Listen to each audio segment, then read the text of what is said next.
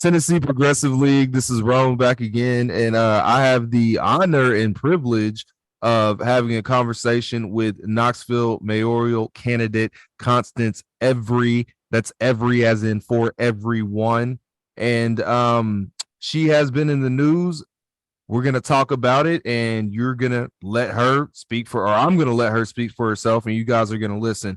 I appreciate you tuning in with me. How you doing today, I'm mayoral candidate? I'm doing well, brother Rome. How are you doing today? Hey man, I could complain, but that's not why they tune in. Um, so I guess we'll just start from the beginning. You had a situation with Nama, and that has led to a court case, and that's where we're at right now.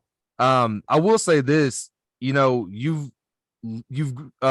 joined a long list of luminaries of radical political black people trying to get fair treatment that end up going to jail for it.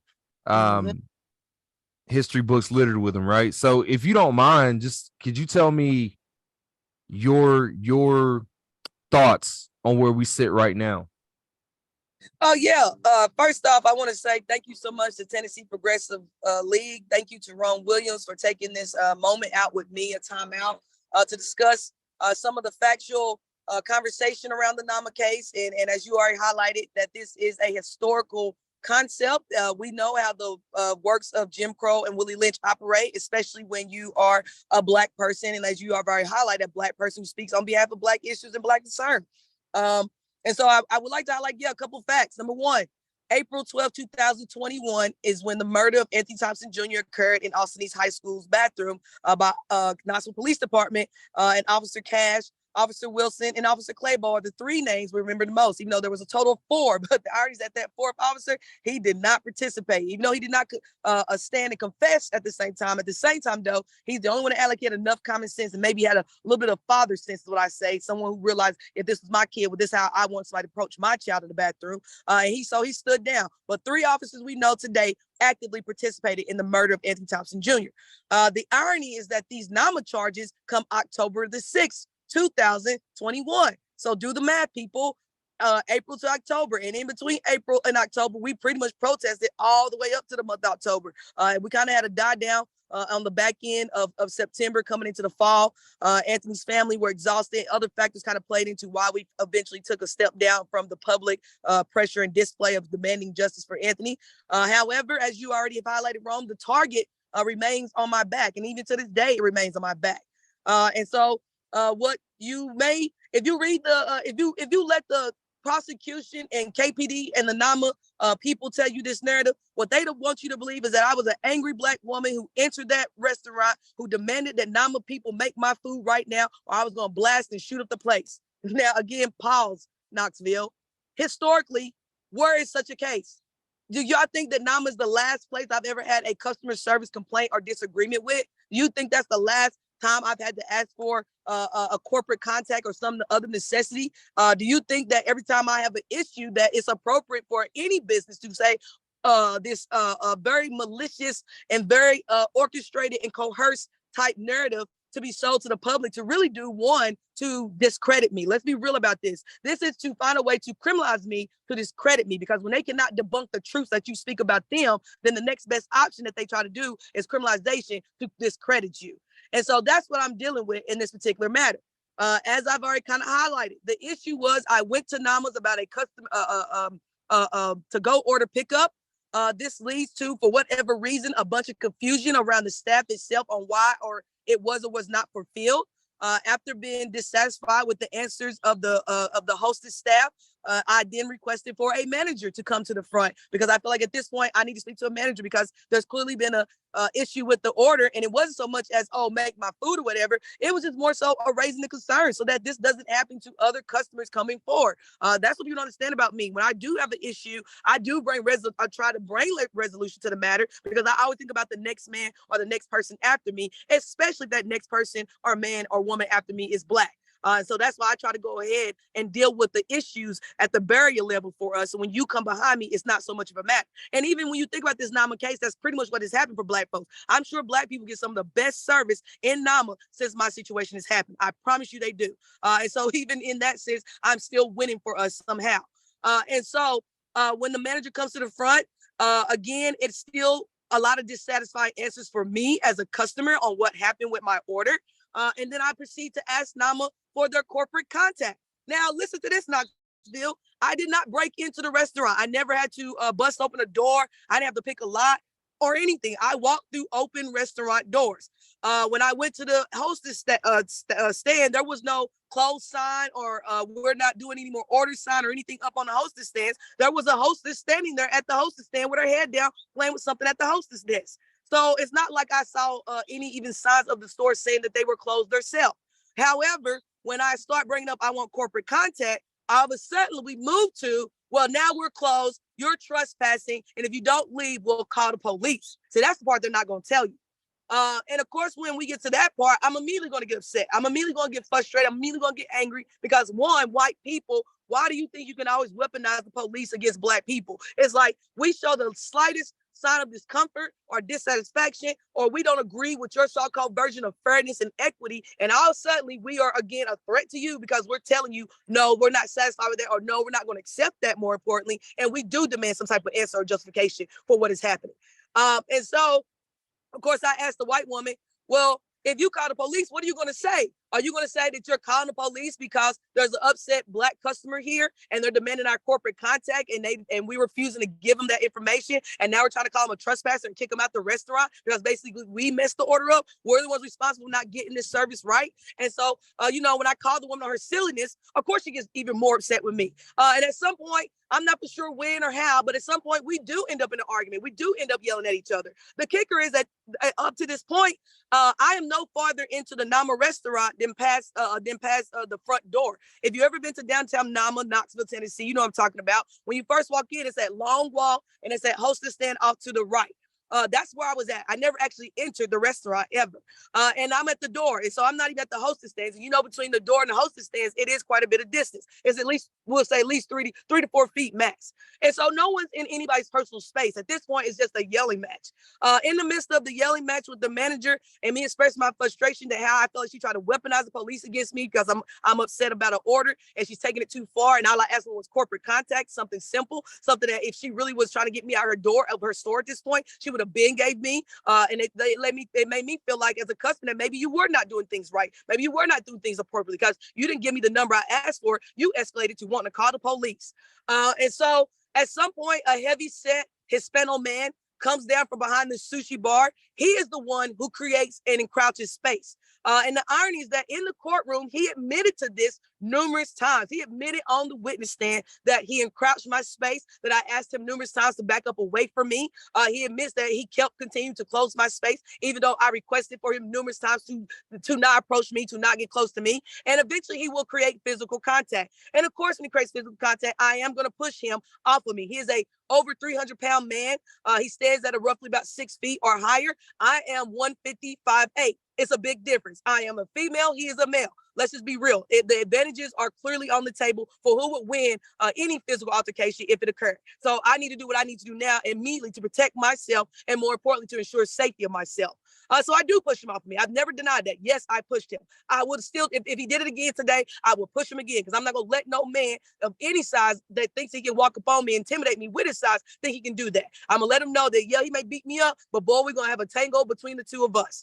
And so, I push him off of me. And then I become irate with the manager and tell her, I cannot believe on top of that, you're going to let an employee of yours approach me and try to intimidate me and maybe to a certain extent physically assault me. And so I'm even more upset. And I'm like, yeah, y'all definitely got to give me the corporate contact.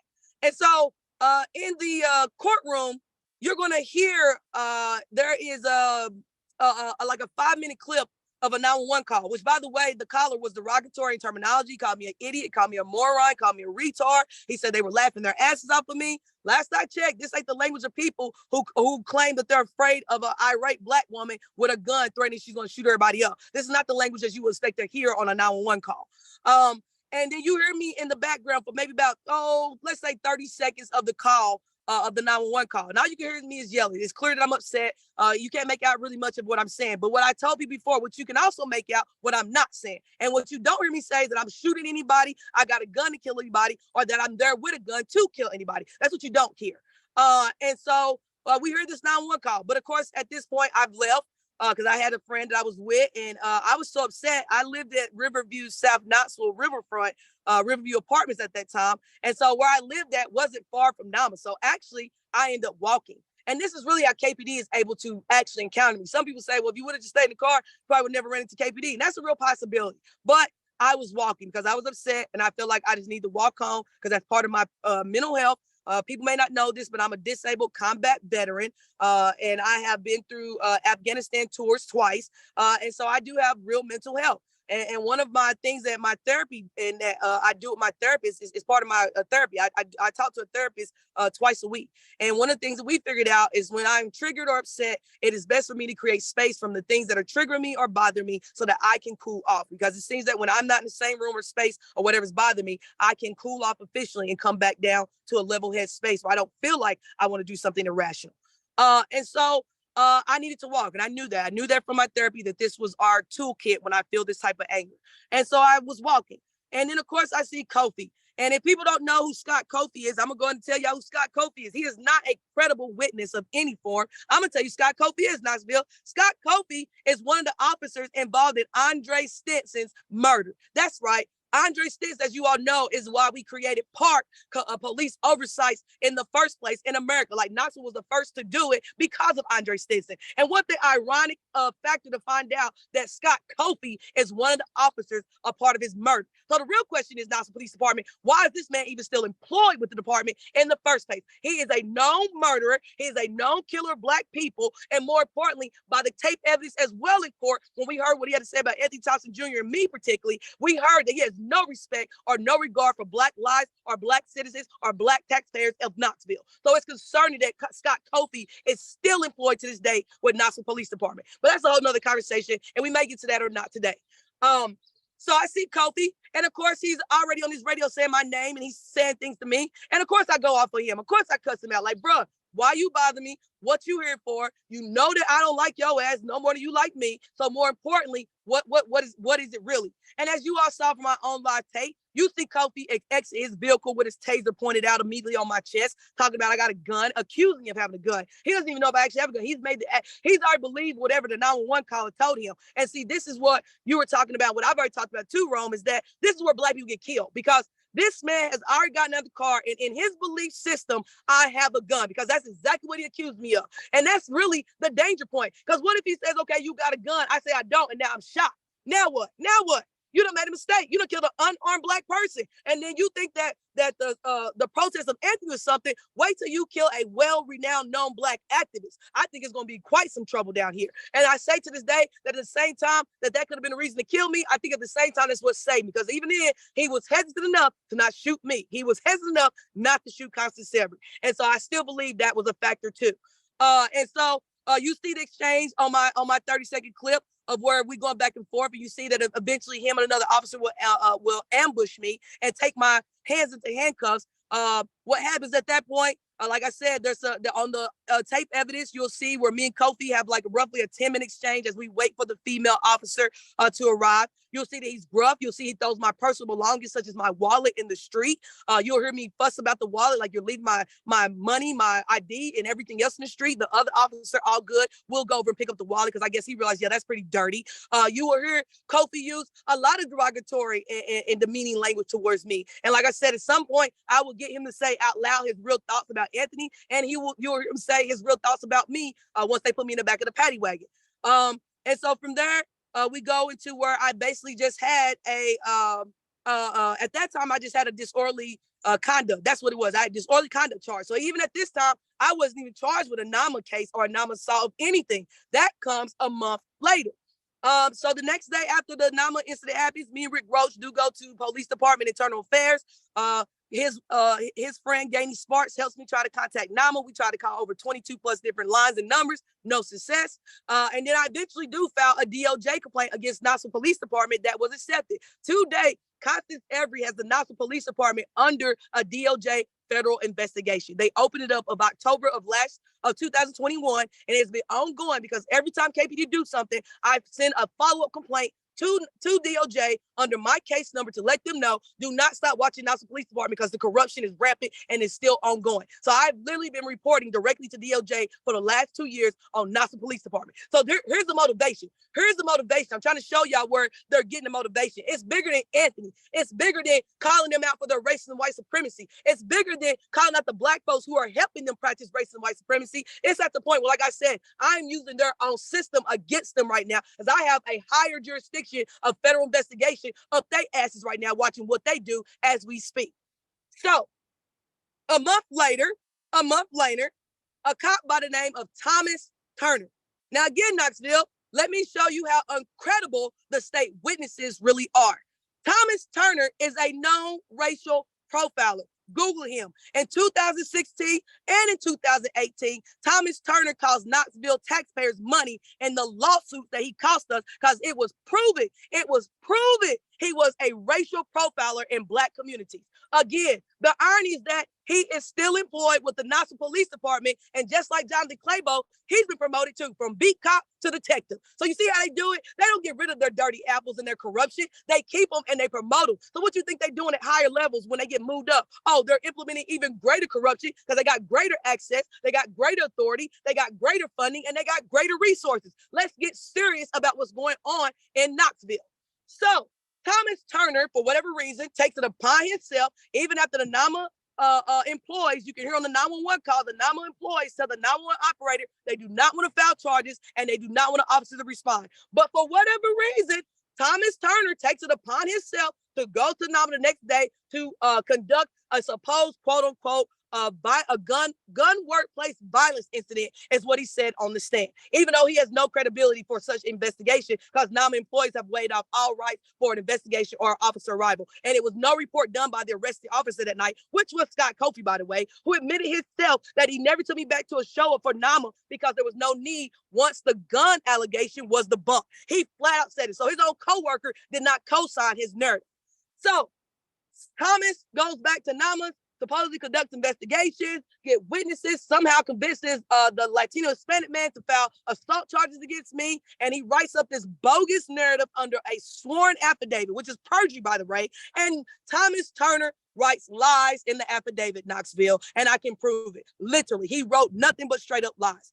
And so we get to the courtroom, and this is one of the people that we cross-examined. And what I found most frustrating about my case was particularly Judge Sanchez, because I didn't think he gave me a fair and just trial. I think he showed great favoritism towards the state, but given that that was his previous employer, Charm Allen, who was his old boss that he used to work for and represent at state, it shows the obvious biases and direct favoritism, and really obviously a conflict of interest, again, for him even to be the judge of my case, because I am a public figure in Knoxville. There's a lot of issues with the case, Knoxville, and I don't think y'all realize how much of my rights, and more importantly, my civil rights, were violated in this judicial so-called process.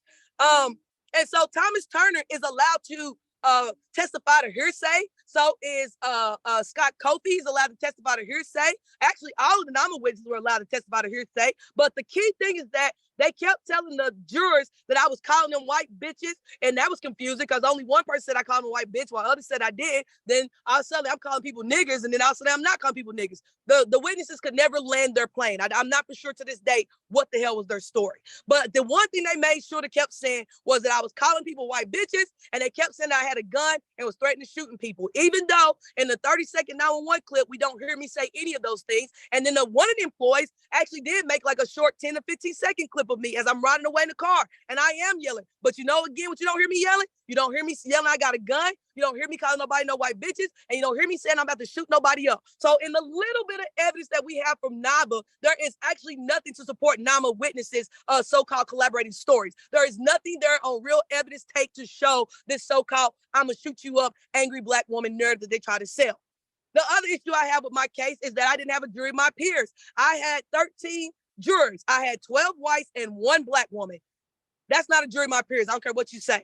The other problem is that all the jurors acknowledged that they knew about Anthony Thompson Jr. So that means if you have created biases about me and how I protested, or maybe how I disrupt meetings, or even how I continue to call out the police when some people felt like Anthony got what he deserved because he had a gun, quote unquote, then you have already created your own biases about me. So really, my jury box should have been dismissed because no one could say they did not know me. And here's the irony today, Rome, that people don't know. One of the jurors, who was the foreman of my jury box, actually had the audacity to try to come and friend me on my Facebook a couple of days ago. Can't make it up. I got screenshots. If anybody want to see that, or when you post this, I'll post it in the comments, the screenshot. One of the actual jurors tried to be my friend on Facebook. So I'm blown away by that in itself. And so, you know, we have a lot of issues with this case. There's a lot of factors to the case that I feel like that, like I said before, between the prosecutor, Tarm Allen, and the judge himself, that they actively work together to give me this malfeasant form of justice. And more importantly, he restricted my eyewitnesses account.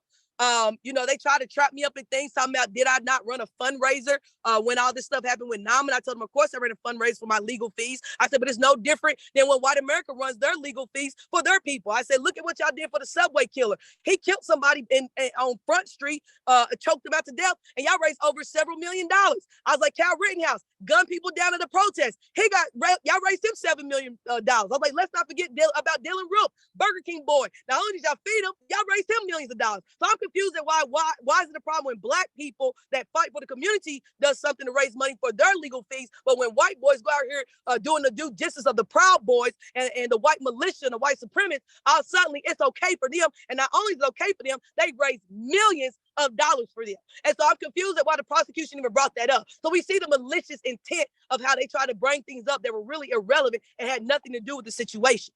And so where we at today? Where we at today is that we are supposed to be having sentencing on August the 3rd. However, I do have a Veteran Affairs appointment, and those Veteran Affairs appointments are very hard to get.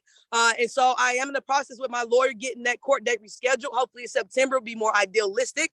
I have filed a complaint with ACLU. I am currently working with my lawyer and fellow eyewitnesses of the courtroom proceedings to get our complaints and witness statements together for our DOJ complaint that we will file officially against Tarm Allen, District Attorney of Knox County. And I know that's a lot. That's a lot. Hey, no, you're fine. You know what really strikes me is because justice system takes time, right? So this actually happened, like you said, about what 2 years ago. 2 years ago. I've been waiting for the court date. Yeah. So we know what was going on around that time, right? And we know how many black people were getting killed based off assuming a gun, or like, oh, I thought it was a gun, but it was his wallet, or you know what I'm saying? So it's like, it's really sort of you really have to question the motives if someone invents a narrative about a weapon, when they're calling the police on black people. But the other thing that strikes me is I really just saw on the news how they said when Trump got indicted, it was like a boon for his fundraising, which I'm sort of confused as to how that's not like a problem if what you did was a problem. I mean, I've been watching several cases. I looked at, I'll bring another one up, that comparison to it. Marlon Wayans and the United Airlines situation. I mean, technically it's the exact same thing. Him and the flight attendant have a disagreement over checked baggage. This escalates to where the flight attendant calls the police. When the police arrive, the flight attendant claims some form of assault, which has obviously been able to be debunked on the spot because thank goodness that unlike me not thinking as quickly on my feet and not thinking they was even going to escalate that far, but again, as black people, as you've already highlighted, we got to be on our P's and Q's. At any given moment, we could be attacked or put in a position where our life can be compromised. So shame on me for not taking every situation, every encounter so seriously. I should have had my phone out at Namas. But he had his phone out, and so when the officers arrived, he is able to show as far as the assault claim is false. However, what I found frustrating as a black person, especially the black person who experienced something so similar to his incident, was that even though the assault case was debunked, the police still charged Marlon Wayans with disrupting the peace. So basically disorderly conduct. So it's like the irony is that he was accused of one thing when it was shown that it wasn't true. All of a sudden he still gets hit with this secondary charge. And that's pretty much what happened to me. They claim I had this gun. I was going to shoot up the building. When the police get to me, they find out I don't have the gun. And then all of a sudden, oh, now I get disorderly conduct. It's the same shit. And so it's like, it's frustrating. Like I keep telling folks, the problem is that Black people, we cannot be Black in peace. And we definitely cannot be Black in peace in this country called America. And that's why I do what I do. That's why I'm running for office. That's why I continue to challenge the opposition. That's why I still showed up to city council meeting tomorrow and still vented my frustrations of their failures and their shortcomings. No matter what you think you got on me, it ain't nothing compared to what I got on you. And that's because I know what I'm battling against. And as you've already highlighted from the very beginning of this conversation, what we are talking about is when Black empowerment, Black consciousness comes head up with white supremacy and racism. And that's why Brother Calvin, I'm going to quote him here, as he has been saying the whole time, he finds it perplexing how Knoxville citizens and officials can support the Justices and the Gloria Johnsons, but cannot support a Constance Every right here in Knoxville, Tennessee. I mean, I'll be honest with you. I think one of the big reasons is because it's a guy on YouTube that talks about this a lot. And his name escapes me. I'll try to possibly put it in post, but he talks about how when your society tries to tell you that the base standard is one thing, anything that's not that thing, you sort of try to pull against a little bit, right? Mm-hmm. And I think it's one of those things. It's so insidious, and people don't even realize they're basing decisions off that just like ingrained, sometimes just like base hatred that the culture gives you. You know what I'm saying? Because what was it founded for? It was founded to serve a very specific group of people, and it's hard to not serve that master, no pun intended, for these people. Well, I mean, no pun is intended. We are definitely on a giant plantation. There is absolutely still a mastorialship happening.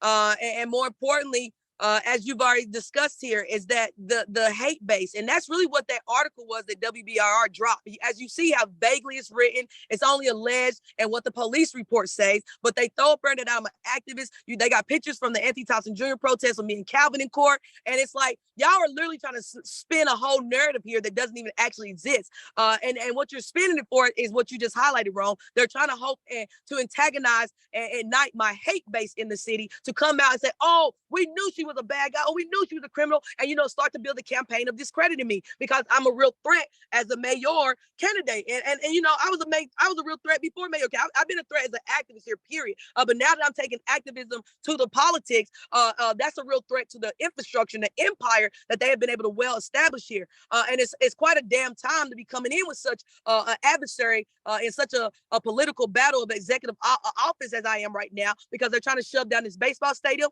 They got that pedestrian walkway. Randy Boyd just announced he wants to create some type of entertainment type tourist type attraction draw in. And so this is the time where his interests are priority. And what he don't need right now is a Black activist as the mayor who will tell him no every single time. Or he can pay with it with his own money, because we're not going to use the people money for none of his get rich quick schemes in our city. And so this is something that is in the interest of all, because let's not forget, Randy Boyd has robbed and extorted his way to where he's at in the city and the contracts he's able to control right now. And so this is in the interest of others that he's also paid off and greased their pockets and giftified the city to death. That's why falling for symbolism is foolishness, because all you're doing is celebrating the removal and the Black genocide of yourself. But he has successfully done that. And so he has a lot of interest partners involved in him. And so me showing up right now is the worst thing and probably the only thing that can really get in the way of his strategies and plans for Knoxville going forward. And that's why the WBIR article is malicious. And the fact that they dropped it, putting the mayoral candidate, but didn't quote me or call me or even caption me for anything or anyone from my campaign, period, shows that this was nothing more than a smear article. And as you already highlighted, a way to create hate base around me and hope to ignite them and activate them. But more importantly, the real key here is to continue to try to discredit me, because I'm going to continue to speak the truth about them, no matter how many lies they try to tell about me. Yeah, that's wild to not reach out for comment for a mayoral candidate, especially just so you could say, we reached out and comment and nothing, uh comment was denied or something of that nature. Like just not to even reach out. Um that that that seems sort of unjournalistic, like you would think. Yeah, like anybody that does this work knows that's not how you do journalism. But I'm sorry, I didn't mean to cut you off. Go ahead, brother. No. It's just like that's just crazy. So yeah, you could definitely think.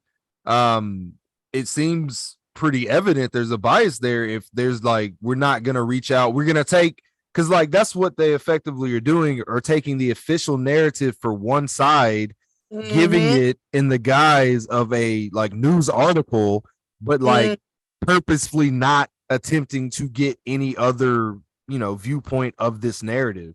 Right, right, absolutely, absolutely. So that's not journalism. That's called blogging. That's called what do they call it? Clickbaiting. That's called clickbaiting. Things of that nature. Because, like you said before, the goal wasn't to tell a story or actually do any journalism. It was, as we've already kind of highlighted, it was politically charged, and it was an attempt to smear my name and discredit me in the process at the same time. Do you That's know? let's be for real. They're mad at me here. And it's not just the government. It's not just Randy Boyd. It's white people in general. They are mad at me in this city. Right. I was gonna say, do you know, like, have you kept a record? Like, did they have a history of doing that, or have they in the past reached out to you? I mean, normally in the past, I am always contacted, especially if the article has my name in it. Now with Channel 10, I'll tell you the truth. They might have their own vindication between against me because during the Anthony Thompson Jr. Protesting, we got a tip from a fellow news company that it was a possibility that the police, and not just police, but the feds particularly, supposedly may have infiltrated Channel 10's news station to get closer to us, to do these spy observations or these infiltration observations on us. And so we actually made a pact amongst ourselves in the leadership core of the Anthony Thompson Jr. protest team that we were no longer going to do any interviews with Channel 10 because we could not confirm with them when someone from our network tried to reach out and confirm or even get just on the record a denial of such information. We couldn't get that from them. And so since we didn't feel confident in their presence and their interactions with the police and surveillancing us, we decided we wouldn't do any more interviews for them during the Anthony Thompson Jr. protest. And let's be real, there was a lot of big stories out there around that protesting and what happened there. We all know that international news stepped down and really looked in on this. At one point, we even ourselves had Ben Crump in the city. You can see even now today, Ben Crump has not completely forgot about Knoxville. Every now and then on his platform, he'll share some more police corruption or some other corrupted issues going on in the city. So we still are part of the national narrative of an issue of a city in America that has these racist problems going on today in 2023.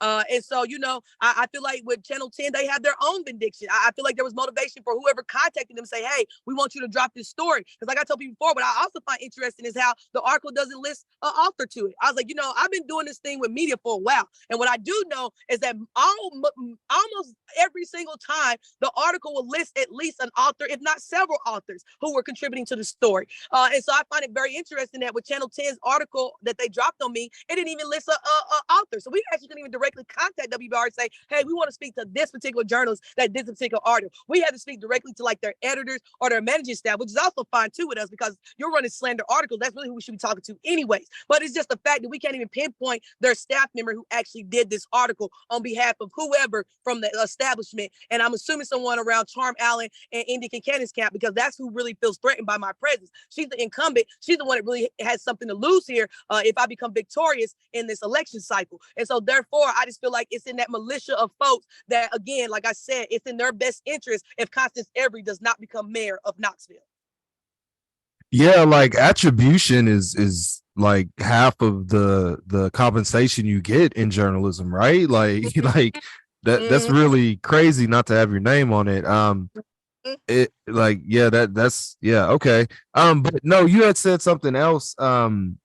Or what you were talking about though, like a lot of people might be like that's sort of outlandish, but if y'all are out there, Google what happened in Colorado with I want to say it might have been a Black Lives Matter group specifically, but like yeah, they had basically came in the feds and reached out to like a regular cop, I believe, to like join this thing where she basically went undercover, quote unquote, in the Black Lives Matter movement. But the crazy part about it is like all the wild stuff that they quote unquote tried to put on one of the people in the group, she was like there, like introducing him to the concept of this thing. You know what I'm saying? Like trying to quote unquote radicalize him. Yeah, yeah.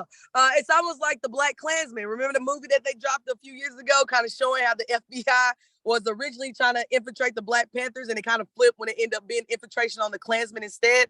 As you said before, there's numerous stories. We know that in Ferguson, Missouri, look at that situation down there, and we know for a fact that it's been confirmed. It's actually already been confirmed to date that definitely police infiltration is part of the cause of several of those activists' deaths to date. And you saw it in Louisville, Kentucky with Breonna Taylor. There was some infiltration up there. Even with George Floyd, if you're on the activist network, one of the things you'll learn real quick is that we are small and big at the same time. Like we're small in our local communities and our statewide, but when we get on the national level, it's quite a few of us. But even then, it's still few of us, even on that space. But we have an active network where we share this type of information. Just like, it was an NSA ban. People don't know that we had the National Security Agency down here during the Anthony Thompson Jr. Protesting. We had some folks that know how to scan the airways for us, and then when they scan those airways, they able to pick up the signals, and the machines they have that they can read on tells you what the signal is. And we picked up several signals during the Anthony Thompson Jr. protest where it had the NSA presence in our space. And so we shared that, like, hey, y'all know we had national security down here while we were protesting for 4 to 5. We went roughly about 3 months with Anthony. I was like, for those 3 months, we had national security down here, because again, if you go past that 21-day mark with your protesting, that will get their attention, because they're gonna be like, okay, this might be a long one, or this is something serious, or whatever they may use that as an indicator for them to activate themselves with. When you move past 21 days of straight protesting, that will start bringing in national security interest on what the fuck is going on. And excuse my language, but I got to keep it real with y'all. Y'all know that. Y'all know I keep it 100. And so, therefore, there are networks where we share this type of information where infiltration is very real. And like you said before, Rome, you ain't even got to look. You can look in present time or in past history. Again, who killed Malcolm? FBI. Who killed Martin? FBI. Who killed Patricia Lumbumba? FBI. Who killed Steve Biko? FBI. I mean, run it. They have killed 78 prominent African-based leaders, and that was intentional because it's creating the chaos and dysphoria that we're in now as a people. And so therefore, Black people, let's not act like this is something brand new, especially when it comes to our leaders and those leaders who are courageous and bold at bucking against the system. Yeah, and you can Google the court cases, or with Malcolm and Martin. But not only that, like there's the documented deathbed confessions, right? And that's, it's the information is out there. I hate to sound like one of those like do your research, but like for real, that the information is out there though. I agree with you, Ron. We're past the convincing stage. We're past the educating stage. This is 2023. If people could hop on a TikTok to learn a TikTok dance, then they can Google 20 seconds of their own history. And you're right. And as you said, as we've been highlighting, I've been highlighting the movie part, but we have had movies about this. Again, let's not forget about the Black Messiah that we just had come on HBO, where we look at Chairman Fred and Willie. Oh, Willie boy. That is a classic example of how they infiltrate and kill our leadership off. So like you said, Rome, it's out there. Google it. I mean, all you gotta do is put in Google FBI kill Black leaders. And I promise you a load of information will load up for you. You can read through it for days if you like. Right. But so definitely I wanna talk about your campaign, because that's that's what's of the utmost important. One last thing, just so people are clear, the charges are misdemeanor, right? Because a lot of people, Yeah, they're misdemeanor B and misdemeanor C. They are literally the low. You can't get any lower than a class C. Literally, there's nothing else. Anything lower than a class C is basically dismissal or a toss out. So they are the lowest of the lowest. My lawyer told me if they did put me in jail, he was like, if they literally did, he's like, he's never seen nobody go to jail for a class B or class C misdemeanor, especially someone with no history. And that's the other thing I want to highlight too while we're talking about that. Hey, Knoxville, go find a history. like I said in the beginning of this whole thing, what the one thing I think that the state failed to show and prove, and that's why I'm still blown away by these jurors that I know really led from their white feelings and not from their white understanding or capacity of the system itself. But the reality is that they never established a pattern of history. They literally have no other case. You don't have where I went to Lowe's and flipped out and started throwing hammers at people and said I'm gonna kill them with hammers. You don't have another restaurant where you can say I came in and threw the drinks against the wall, flipped the table over, and said I'm gonna shoot the place up. They don't have that. So that's the other key piece I want people to realize is that on top of that, that's why I also think the charge is a misdemeanor because there's no historical past. There's nothing to stand on this with. All you got is this NAMA case and then 2 protesting charges, which those protesting charges I would take with a badge of honor. And really, I take this NAMA case with a badge of honor because, like we talked about earlier, this is what they do to the real leaders, the real Black leaders particularly. This is what they do to real Black leaders. They target you, they criminalize you, and they attempt to discredit you. Because the main thing is that they want you to shut the hell up. That's what it comes down to. They want me to shut the hell up, and I'm just not going to do that. And so therefore, that's the other piece. But they are misdemeanor charges. And my lawyer said if they did, he's like, normally give you 1129, or the judge won't even give you no jail time. He's like, with your time frame of 2.5 years coming into this courtroom and ain't no other incident happened, my lawyer is really confident that the judge probably won't even give me no time because he's like, you haven't done anything. They don't have anything to put on you. He's like, this is one thing they got. And so he would be really blown away if the judge put me in jail. But the max they could give me is 30 days in jail, which could be inconvenient if you definitely charged me in sense, or if you sent me in August and did that, because that's election cycle. I'll be literally coming out like 2 or 3 days after election when I need to be out. And that could be a strategy, right? They could do this again. They could be doing all this on purpose because they don't want me to be an efficient candidate. And so if you can run the case in June, citizen in August, election days on the 29th, and you got me in jail during that time frame when it's the critical point, hey, you might knock me out the race in the first round, and then I'm done. That gets me out the way, and they can woosah at that point. Because from there, they can control whoever it is, because they know whoever that comes in is going to be on their narrative anyways. And so that would be the only thing. And if they did that, I think my lawyer would definitely have some upright to it. But like I said before, we're going to try to get it rescheduled because I already have a scheduled appointment with the VA that day anyways. And so we'll see what happens when my lawyer tries to get the scheduling reset. We'll see what happens there. But they're just misdemeanor charges, Class B, Class C. No more than 30 days max in jail. And he can charge me, I think it was up to a $500 fine. I think that's all it is. I mean, literally, that's what it is. It's nothing more than that. And so for whatever record that people are thinking that I got felony charges or whatever you may have heard or said through the grapevine, I'm setting the record straight. They're misdemeanor charges, people, nothing more. All right, and with that, so what's your platform like? What's your day one? What are you doing? Is you get elected, you wake up? What's your first agenda? My first thing I'm going to do is fire Paul Noel, as I promised Knoxville citizens. As we all know, Knoxville is not happy with KPD. We are continuing to watch a consistent pattern of misconduct. Most recently, an internal affair officer, veteran officer of 16 years, Officer Amanda Branch, has resigned along with several other officers from KPD. But Amanda Branch is the only one that had the courage to boldly say why she was leaving. And she flat out stated she is leaving because Knoxville Police Department is corrupted. And particularly, Paul Noel is the prime administrator of the corruption. And so we know at this point, bringing in a police chief under deceitful pretenses, lying to the public about an open and public engagement, only to later make it to be a disclosure process and sign off with no real information or even wanting to tell us who the candidates were or who was involved in the process.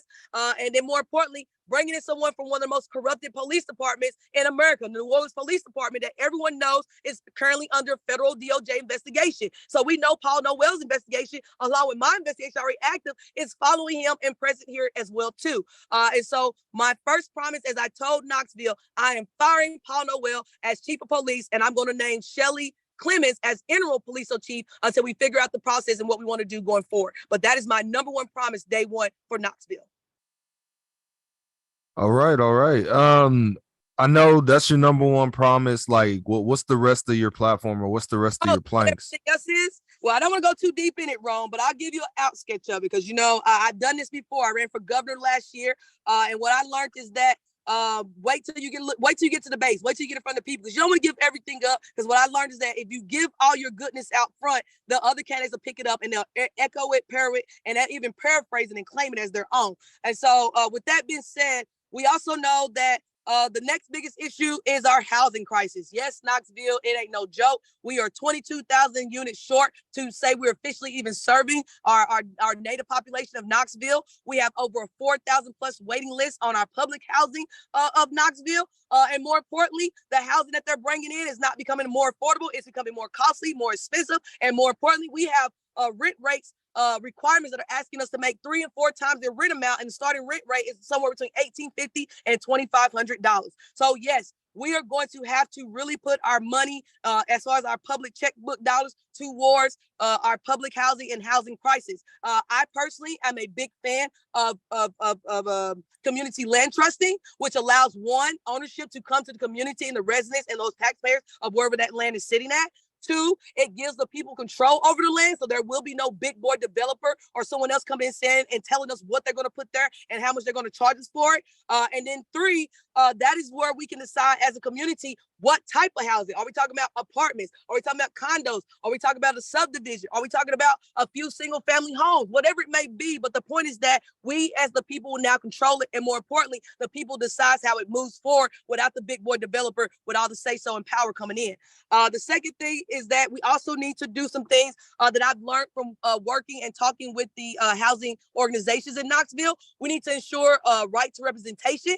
There is a data out there that says that 90% of the time the landlord is represented in eviction court compared to less than 10% of the time the actual tenants are represented in court. That's unfair already. We already know that if you come in the courtroom with a judge and his lawyer and your landlord against you, chances are high you're not going to have a real good outcome in that case. That needs to change. We also need to crack down on slumlording, and it is critical. I know that at the state level we cannot do rent capping because the state has put in a law that says we can't regulate, but what we can do is crack down on slumlording, which is also a form of regulation. If a slumlord wants to increase his rent, then there's going to be a checklist of things he needs to pass off on first before he will be approved for such increases to his rent, because that means his unit is up to subpar standards for the cost of living he is demanding. As well as the fact, more penalties when we have these issues. As we all know, the old what's it called? The old Prince Hall apartments that they're now calling the Dendron. There was numerous reports coming out of that complex that there was mold, leaky water, often things going unrepaired for days or even months to even years.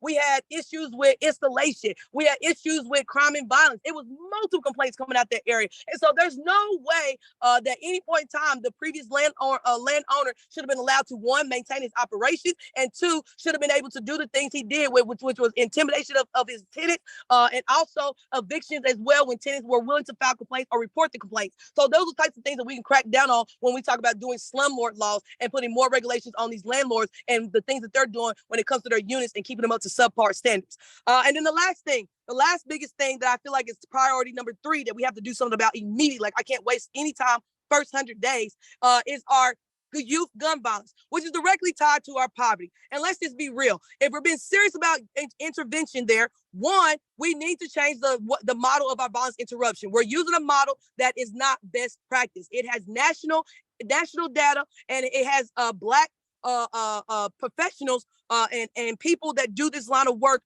career-wise that have recommended any program involving or tied to, related, instituted, in connection of, with the police is not a program for violence interruption. It fails because people don't trust the police, and as soon as you see the police or someone looking like the police, dressed like the police, carrying a badge like the police, it distests the engagement and makes people become untrustworthy. If nothing else, and if minimal, they do what? Identify you as the police. So we have to change the model of violence interruption altogether. It is not the ideal model.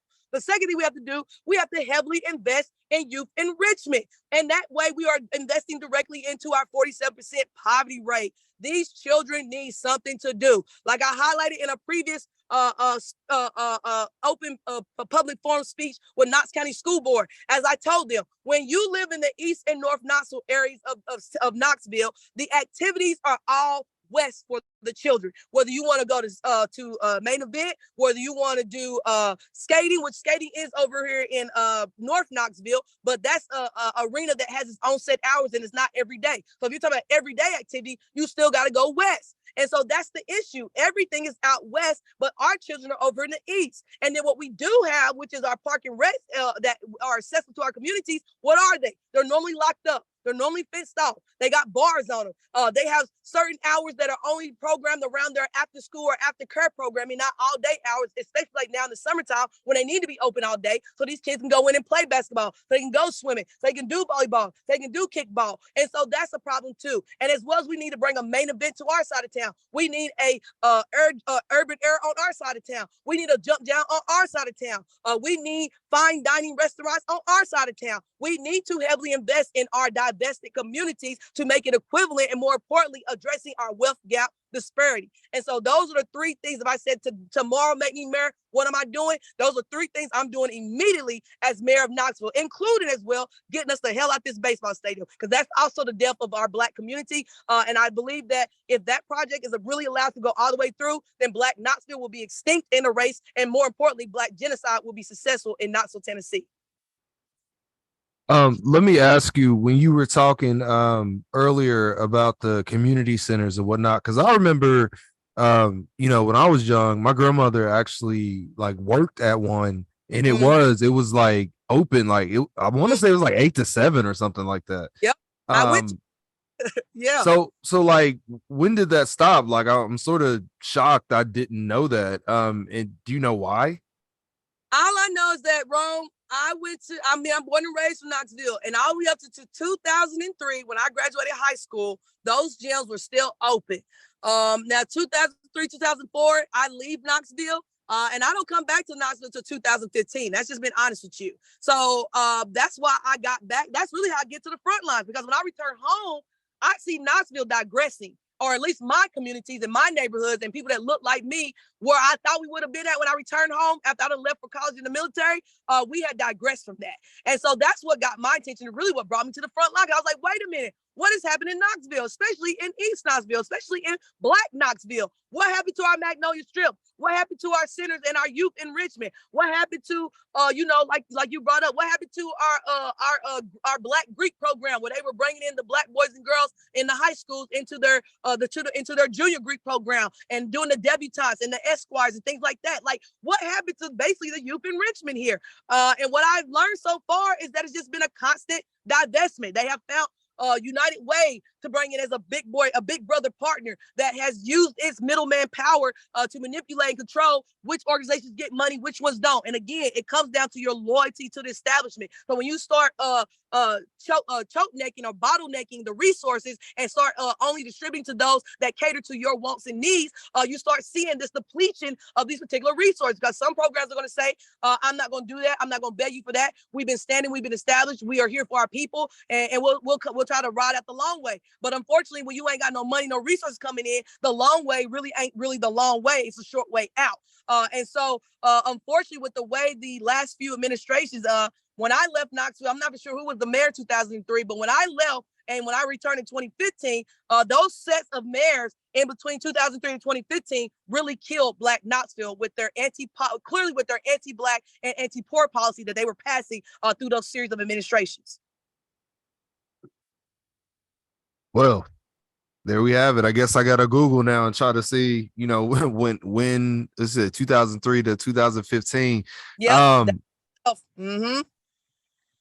Definitely. So that's one thing. And I know you have things to do, so I won't try to keep you too much longer, but that's one of the things that I have always just been sort of intrigued by, is because Knoxville has such a rich history when you know about it, or when someone educates you about it, of like, Black entrepreneurship, Black leadership, things of that nature. And it seems like, because I'm from Chattanooga, right? So like Chattanooga almost like wears it on its sleeve. We had like Betsy Smith Strut when I was growing up, you know what I'm saying? Goes out of its way to highlight this, even if it's not something that they actually like really are trying to live up to. Like, they'll at least like let you know about it, right?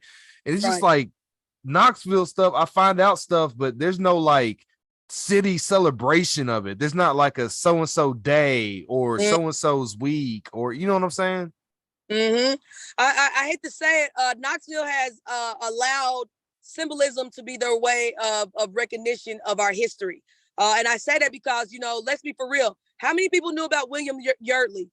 last year when I ran for governor. I highlighted him as a pioneer for why I was able to run for governor in the first place. What people don't know, William Yardley was the first Black man to run for for governor of Tennessee, right here out of Knoxville, Tennessee. Now, the irony is that the expensive $2,500 condos that they're erecting right now over there in the old Austin Holmes neighborhood that has been erased and no longer will be known because they've already named it, and they're going to call it, the building names are going to be named after Yardley and Delaney. The irony is that nobody knows William Yardley for real, because they don't, like you said before, they don't talk about him and they don't celebrate him and they don't identify his work and what he did in this community and really statewide and even nationally for Black people. I mean, we're talking about the 1800s. Now, we already rare voices in 2023, but could you imagine how rare a strong Black voice was in the 1800s? Come on, Rome. We ain't stupid here. We know what's going on in the 1800s. So it was extremely rare if a Black man was speaking up on behalf of Black people. And this man not only did it from Knoxville, Tennessee and the state of Tennessee, he was basically recognized nationally because, again,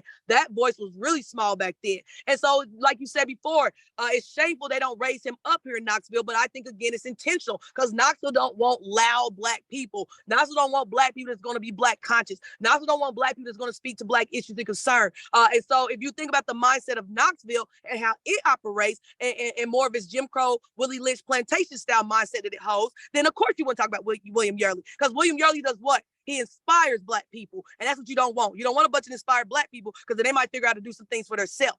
And so to just counter with what you're saying, Rome, is that you're right. I'm agreeing with you that it is not, in my opinion, it's not only that Knoxville don't celebrate our leadership. I think it's intentional because when you start talking about Knoxville's pioneers in the civil rights movement, like Avon Rollins and them, these are people who inspire and, more importantly, create Black consciousness and Black thinkers. Well said, well said. So go ahead and let us know, where can people, if they want to reach out to the campaign, they want to volunteer, what's the best way for them to get in contact to do something like that? So, of course, we're on social media, but as you know, we have branded ourselves under one brand. It is called TN, that is Tennessee, the letter of our state, our state initials, the number 4, Every, my last name, Every, the number 1, TennesseeForEveryone.com.